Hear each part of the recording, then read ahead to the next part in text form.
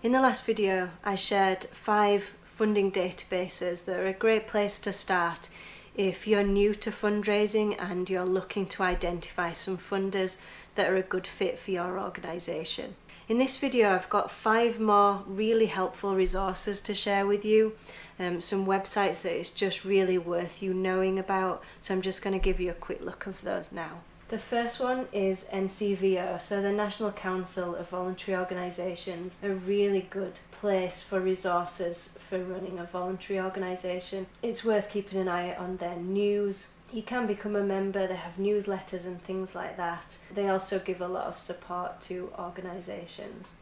So NCVO itself, as it says here, is the membership community for charities, voluntary organisations and community groups in England. If nothing else, it's just great to be aware of them and what they do. And a big part of what they do is influencing policy around the third sector, around access to services and the support for the voluntary sector. The second website on my list is actually also owned by NCVO. I used to know it as NCVO Know-How, but it looks like they've rebranded it a little bit, but this is the page anyway. It's their help and guidance page. So this is the resource that I usually send people to when they're looking at policies. People will quite often ask me, how do I write a safeguarding policy? How do I write a volunteer policy? This is where I send them. There's a lot of advice and guidance on this website, and because it's an official national organisation, you can kind of trust them for the legal side of things. So they're very good on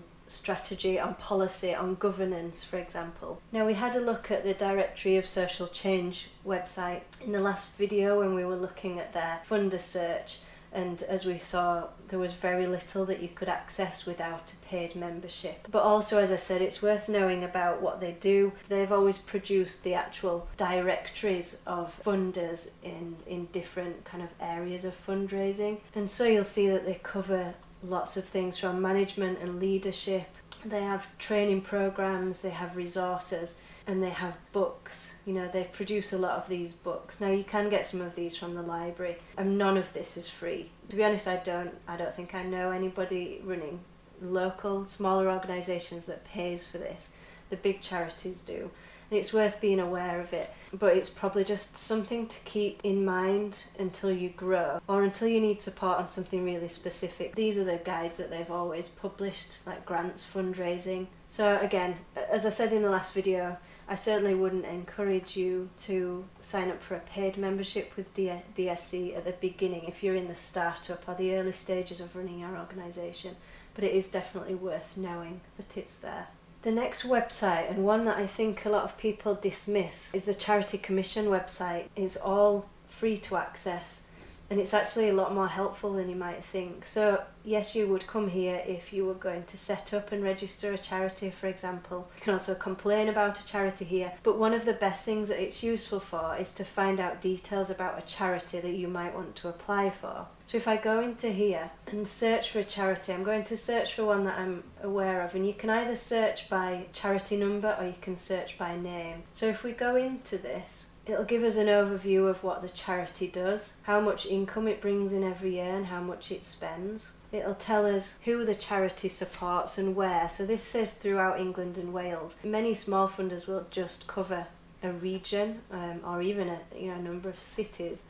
So that's worth checking out there. The list of trustees is good, so you can see who's on their board. Check whether you know anybody or have access to anybody. Their financial history. It has contact information here, so how you contact them. There's an address and a telephone number there. But the most useful part of these listings is here, the accounts and annual returns.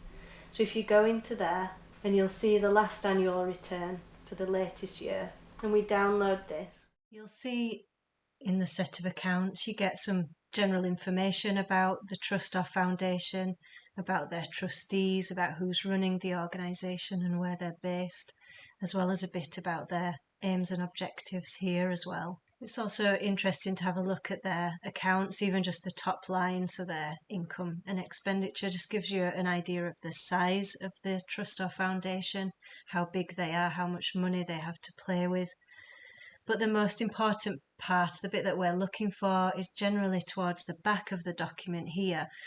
And it's important to remember that all registered charities, especially the grant giving trusts and foundations, have to, by law, provide a list of their grantees. So here they'll list all of the organisations that they've given a grant to in the last year. And what we can do with that is we can see the types of organisations that they support and the amounts that they give. Now, this information here is absolutely priceless. What you can work out is, are these types of organisations similar to what you do? And you can also work out an average of the grants that they give. And if you use that information when putting together your application, it will make it much, much stronger and prove that you've also done your research. I would also recommend that you search for your local voluntary service council. These are called different things in different areas. You should have a council for the voluntary service that covers your area and is really there to support all third sector, all not-for-profit organisations in your area.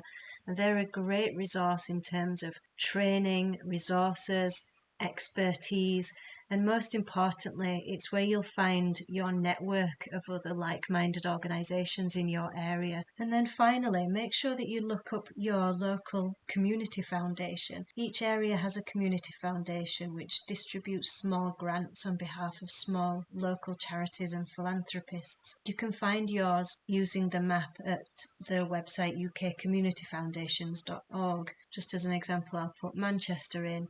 It will show me the Forever Manchester, which is their local community foundation. It'll also show me others that are in the nearby areas. I'll just quickly have a look at the website here, because looking at the one that's closest to you is the most relevant. But you'll see that they have information on news, on funding, on what's going on in the local area. And there's a lot of not only resources for not-for-profit organisations, but small funds that you can apply for. There's almost always a number of funds that are open within community foundations at any one time. It's definitely worth keeping an eye on what's there and applying regularly. They also in general like to support small local grassroots organisations. So if you're early on in your fundraising journey, it's a really, really good place to start. So what I would suggest is that you use some of these resources that we've had a look at to kind of fill in any gaps in your knowledge, and just to make sure that you're really aware of what's out there to support you, what training, what resources, what funds are out there. And even if at this stage you're just making some notes and listing those out and just kind of assessing how to spend your time really using those resources, then that would be my recommendation at this stage.